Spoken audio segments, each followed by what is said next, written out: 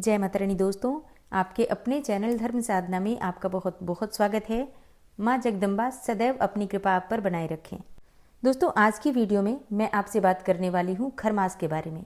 खरमास, जिसे कई स्थानों पर मलमास भी कहा जाता है, और ये लगभग 1 महीने का समय होता है जिस समय में कोई भी शुभ कार्य नहीं करना चाहिए, ऐसा शास्त्रों में कहा गया है। तो आज की वीडियो में आप जानेंगे कि खरमास का प्रारंभ कब से होगा, समापन कब होगा, और इस समय में क्या करना चाहिए और क्या नहीं करना चाहिए। सारी जानकारी खरमास से संबंधित आज की वीडियो में शेयर करूंगी, तो बहुत महत्वपूर्ण है आज की वीडियो, पूरा ज़रूर देख लीजिए। और अगर वीडियो अच्छी लगे तो इसे लाइक भी ज़रूर कीजिए, क्योंकि आपके लाइक्स, आपके कमेंट्स मेरे लिए बहुत महत्वपूर्ण होते हैं। ये एकमात्र जरिया है जिनसे मुझे पता चलता है कि आपको ये वीडियो अच्छी लगती हैं और आपके लिए ये वीडियो उपयोगी है। तो अगर वीडियो अच्छी लगे तो लाइक तो ज़रूर ही किया कीजिए। तो सबसे पहले जानते हैं कि खरमास होता क्या है। तो देखिए, अगर बात करें ज्योतिष शास्त्र की, तो ज्योतिष शास्त्र के अनुसार सूर्य का गोचर बहुत महत्वपूर्ण होता है और आत्मा के कारक सूर्यदेव प्रत्येक राशि में लगभग 30 दिनों तक रहते हैं, 1 महीने तक रहते हैं। तो प्रत्येक राशि पर भ्रमण करते हुए जब सूर्य धनु या फिर मीन राशि में प्रवेश करते हैं, जो कि देवगुरु बृहस्पति की राशियां हैं, तो इस समय को खरमास कहते हैं। ज्योतिष शास्त्र के अनुसार जब ग्रहों के राजा बृहस्पति की राशि में प्रवेश करते हैं, गुरु की राशि में प्रवेश करते हैं, तो उनका तेज कम हो जाता है और इसीलिए इस समय को शुभ कार्यों के लिए शुभ नहीं माना जाता। खरमास की एक दूसरी पौराणिक कथा के अनुसार भगवान सूर्यदेव का रथ इस समय में खर अर्थात गधे हाँकते हैं और घोड़े विश्राम कर रहे होते हैं, और इसलिए रथ की जो गति होती है वो काफ़ी धीमी होती है और सूर्य का प्रकाश कम हो जाता है।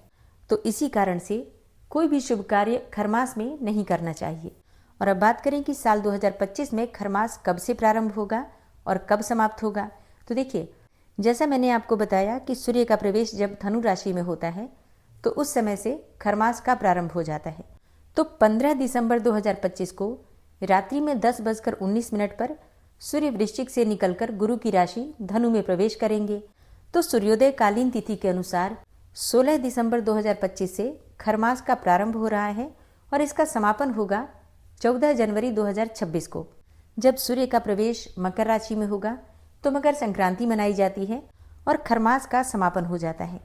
तो लगभग 1 महीने तक कुछ ऐसे कार्य हैं जो नहीं करने चाहिए, जैसे कि विवाह, जनेऊ, मुंडन या फिर गृह प्रवेश करना हो नए घर में, तो इस समय में नहीं करने चाहिए। अच्छा, कई भक्तों के प्रश्न आते हैं कि हम किराए के मकान में रहते हैं, तो क्या हम किराए का मकान बदल सकते हैं। देखिए, अगर जरूरी ना हो तो ना बदलें, मतलब अगर बहुत ज़रूरी ना हो तो किराए का घर भी नहीं बदलना चाहिए। लेकिन मान लीजिए कि परिस्थिति ठीक ना हो, बिल्कुल बदलना ही पड़ जाए, तो ऐसी अवस्था में आप बदल सकते हैं। लेकिन बस इतना ध्यान रखिए कि जब आप घर बदल रहे हैं, जैसे कि खरमास का समय है और फिर आप घर बदलते हैं, तो सबसे पहले आपको ध्यान रखना है कि अपने साथ एक तुलसी का पौधा लेकर जाइए और तुलसी के पौधे के साथ आप प्रवेश कीजिए घर में, तो किसी भी प्रकार की परेशानी नहीं होगी। ठीक है, तो अगर ज़रूरी हो बदलना तो इस प्रकार से आप घर बदल सकते हैं, किराए का घर। ठीक है, मतलब नए घर में प्रवेश नहीं करना है। गृह प्रवेश अगर आपका अपने घर में है तो बिल्कुल मत कीजिएगा। शुभ मुहूर्त निकलवाइएगा मकर संक्रांति के बाद, उसके बाद ही आपको गृह प्रवेश करना है। अच्छा, कई भक्तों के प्रश्न आते हैं कि जमीन है हमारे पास और हम भूमि पूजन करना चाहते हैं, नए घर का निर्माण प्रारंभ करवाना चाहते हैं, तो क्या खरमास में कर सकते हैं? नहीं, देखिए, खरमास इन सभी कार्यों के लिए शुभ नहीं होता है, क्योंकि ना तो गुरु की और ना ही सूर्य की स्थिति इस समय में ठीक होती है। तो हम जो भी कार्य करते हैं उसका परिणाम अच्छा नहीं होता। ठीक है, तो इस बात का ध्यान रखिए कि इस समय में ना तो आपको भूमि पूजन करवाना है और ना ही इस समय में किसी प्रकार का निर्माण कार्य प्रारंभ करना है। ठीक है, इस बात का आपको ध्यान रखना है। अच्छा, खरमास में किसी प्रकार का नया व्यापार शुरू नहीं करना है। कोई भी दुकान शुरू करना चाहते हैं या फिर कोई व्यापार शुरू करना चाहते हैं, कोई फैक्ट्री प्रारंभ करना चाहते हैं, कोई भी कार्य शुरू करना चाहते हैं, तो इस समय में खरमास के जो समय होते हैं, जैसे कि 16 दिसंबर से 14 जनवरी तक का समय, तो इस समय में कोई भी नया कार्य प्रारंभ मत कीजिएगा। अच्छा, कई लोगों के प्रश्न होते हैं कि 1 जनवरी है, साल का पहला दिन है, तो आज से ही हम कोई नया कार्य प्रारंभ करना चाहते हैं, कोई दुकान खोलना चाहते हैं या फिर नया व्यापार शुरू करना चाहते हैं, तो इसी दिन से हम प्रारंभ कर सकते हैं, 1 जनवरी से। देखिए, नए वर्ष का मतलब अंग्रेजी कैलेंडर का नया वर्ष है 1 जनवरी, लेकिन सनातन धर्म के अनुसार ये समय खरमास का होता है और हमारे लिए अर्थात हिंदू कैलेंडर के अनुसार जो नया वर्ष प्रारंभ होता है वो चैत्र नवरात्रि के प्रथम दिवस से प्रारंभ होता है। ठीक है, तो अभी तो जनवरी में खरमास का समय है। इस समय में किसी भी प्रकार का व्यापार या फिर नया कार्य, कोई भी कार्य प्रारंभ नहीं करना है। ठीक है, छोटे बच्चे हैं उनका अन्नप्राशन करना है तो इस समय में, खरमास के समय में नहीं करना चाहिए। ठीक है, तो ये कुछ कार्य हैं जो आपको नहीं करना है। इसके अलावा जैसे कि आपके प्रश्न आते हैं कि मायके से ससुराल जाना हो या फिर ससुराल से मायके जाना हो तो क्या खरमास में जा सकते हैं। देखिए, अगर आप मायके से ससुराल या फिर ससुराल से मायके पहली बार जा रहे हैं तो ये सब चीज़ें ध्यान रखी जाती हैं। या फिर बहुत दूर है मायका और ससुराल और फिर आप कभी कभी जाते हैं तो भी ये चीज़ें देखी जाती हैं। तो खरमास में मायके से ससुराल या फिर ससुराल से मायके ना जाएं तो ज़्यादा अच्छा है। मतलब अगर बच जाए तो अच्छी बात है, लेकिन अगर आपका ससुराल और मायका बहुत पास में है और आप हमेशा आते जाते हैं, मतलब कई बार का आना जाना हो चुका है, तो आप लोग जा सकते हैं, कोई ऐसी बात नहीं है। ठीक है, लेकिन हाँ, पहली बार मायके से ससुराल या फिर ससुराल से मायके जाना हो तो खरमास का विचार करना चाहिए और शुभ मुहूर्त में ही जाना चाहिए। ठीक है। अच्छा, खरमास से संबंधित अगला आपका प्रश्न आता है कि क्या इस समय में हम नए वस्त्र खरीद सकते हैं। जी हाँ, बिल्कुल खरीद सकते हैं, लेकिन बस एक चीज़ का ध्यान रखना है कि मान लीजिए कि आपके यहाँ कोई शादी है और दूल्हे और दुल्हन के लिए वस्त्र खरीदना है, आभूषण खरीदना है, तो आपको बस इतना ध्यान रखना है कि उनकी खरीदारी का प्रारंभ खरमास में ना हो। आप अगर पहले से खरीदारी प्रारंभ कर चुके हैं तो बिल्कुल खरमास में सारी खरीदारी आप कर सकते हैं, कोई दिक्कत नहीं है। हाँ, इतना ज़रूर कीजिए कि खरीदारी का प्रारंभ खरमास से पहले कर लीजिए। मतलब दूल्हे और दुल्हन के निमित्त कुछ चीज़ें पहले से खरीद लीजिए ताकि खरमास में जब आप खरीदारी करें तो मन में किसी भी प्रकार का संशय ना हो। और आपका अगला प्रश्न होता है कि क्या हम खरमास में कोई वाहन खरीद सकते हैं, मतलब गाड़ी खरीदना चाहते हैं या फिर बाइक खरीदना चाहते हैं तो क्या खरमास में खरीद सकते हैं। जी हाँ, गाड़ी खरीदना हो या फिर बाइक खरीदना हो तो आप खरीद सकते हैं, लेकिन हाँ, खरीदारी से पहले शुभ मुहूर्त का ध्यान रखिएगा। ठीक है, मतलब किसी भी ब्राह्मण से शुभ मुहूर्त निकलवा कर और फिर आप गाड़ी खरीद सकते हैं, कोई दिक्कत नहीं है। बात करें अगले प्रश्न के बारे में, तो अगला प्रश्न है कि खरमास में क्या हम व्रत का उद्यापन कर सकते हैं, क्या नया व्रत प्रारंभ कर सकते हैं। देखिए, खरमास में कोई नया व्रत प्रारंभ तो नहीं करना चाहिए, लेकिन हाँ, उद्यापन आप कर सकते हैं। जैसे कि 16 बृहस्पतिवार है या फिर 16 सोमवार का व्रत आप कर रहे हैं, या फिर कोई भी व्रत अगर आप संख्या निर्धारित करके करते हैं तो संख्या पूरी होने के बाद आप उसका उद्यापन कर सकते हैं। ठीक है, तो खरमास में भी आप व्रत का उद्यापन कर सकते हैं, या फिर आप चाहें तो 1-2 व्रत बढ़ा दीजिए और फिर खरमास समाप्त होने के बाद, मतलब मकर संक्रांति के बाद उद्यापन कर लीजिएगा।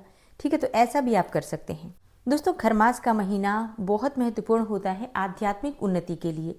इस समय में जो हम पूजा पाठ करते हैं, मंत्र जप करते हैं, भगवान विष्णु की आराधना करते हैं, सूर्यदेव की पूजा करते हैं, माँ दुर्गा की पूजा करते हैं, तो उसका फल हमें बहुत अधिक प्राप्त होता है।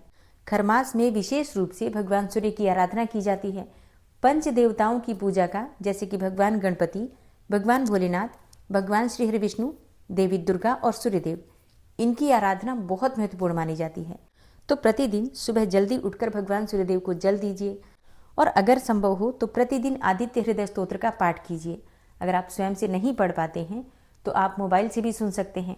बच्चे अगर पढ़ाई में उन्नति करना चाहते हैं, जीवन में सफलता पाना चाहते हैं, स्मरण शक्ति बढ़ाना चाहते हैं, या फिर मान सम्मान पाना चाहते हैं, सरकारी नौकरी पाना चाहते हैं, तो ये समय सूर्य की आराधना के लिए सर्वाधिक श्रेष्ठ है। पौष मास में रविवार को व्रत भी किया जाता है, तो अगर आप व्रत नहीं भी करते हैं तो नमक का त्याग कीजिए, आदित्य हृदय स्तोत्र का पाठ कीजिए, गायत्री मंत्र का जप कीजिए। निश्चित ही आप जिस भी कामना से ये कार्य करते हैं आपकी वो कामना पूर्ण होती है। शास्त्रों में कहा गया है कि खरमास में दान करने से तीर्थ स्नान जितना पुण्यफल प्राप्त होता है। तो इस महीने में भगवान श्री हरि विष्णु की प्रसन्नता के लिए निष्काम भाव से दान करना चाहिए। वैसे तो खरमास में कोई भी व्रत प्रारंभ नहीं करना चाहिए, लेकिन इस समय में आप चाहें तो रविवार का व्रत प्रारंभ कर सकते हैं। और रविवार का व्रत कैसे करें, संपूर्ण विधि जानना चाहते हैं तो चैनल पर वीडियो अपलोड है, आप लोग देख सकते हैं। और आप जानते हैं कि खरमास में किन चीज़ों का दान कर सकते हैं। देखिए, खरमास वैसे भी सर्दियों के दिन होते हैं, तो गर्म वस्त्रों का दान करना, ऊनी वस्त्रों का दान करना, या फिर खाने पीने की जो सामग्री होती है ज़रूरतमंदों को दान करना, ब्राह्मणों को दान करना श्रेष्ठ माना जाता है। और घर के आसपास अगर कोई मंदिर है तो मंदिर में पूजन सामग्री का भेंट करें, जैसे कि घी का दान कर सकते हैं आप, या फिर भोग लगाने के लिए मिश्री बताशे का दान कर सकते हैं। तो मतलब इसी प्रकार से पूजा में प्रयोग होने वाली जो भी सामग्रियां हैं, जैसे कि कुमकुम, घी, तेल, अबीर या फिर गुलाल, पुष्प इत्यादि। इनमें से कोई भी सामग्री अपनी शक्ति सामर्थ्य के अनुसार वहाँ के पुजारी को दान करें और उनसे प्रार्थना करें कि वहाँ देवताओं की पूजा में इन सामग्रियों का प्रयोग करें। तो इससे आपको बहुत अधिक पुण्य फलों की प्राप्ति होगी। तो दोस्तों, इस बार खरमास का प्रारंभ हो रहा है 16 दिसंबर 2025 से और इसका समापन होगा 14 जनवरी 2026 को। तो इन सभी बातों का ध्यान रखिए। आध्यात्मिक उन्नति के लिए ईश्वर से आराधना कीजिए, पूजा कीजिए और यथाशक्ति ज़रूरतमंदों की मदद कीजिए। तो भगवान की कृपा आपको स्वतः ही प्राप्त हो जाएगी। उम्मीद करती हूँ ये वीडियो आपके लिए उपयोगी होगी। और कोई भी विशेष वीडियो देखना चाहते हैं तो कमेंट बॉक्स में लिख सकते हैं। वीडियो अच्छी लगी हो तो लाइक कीजिए, शेयर कीजिए और चैनल पर पहली बार आए हैं तो सब्सक्राइब करके बेल आइकन को ज़रूर प्रेस कर लीजिए अगर आपको आज की वीडियो अच्छी लगी है तो। मिलती हूँ मैं आपसे अगली वीडियो में, तब तक के लिए जय श्री राधे।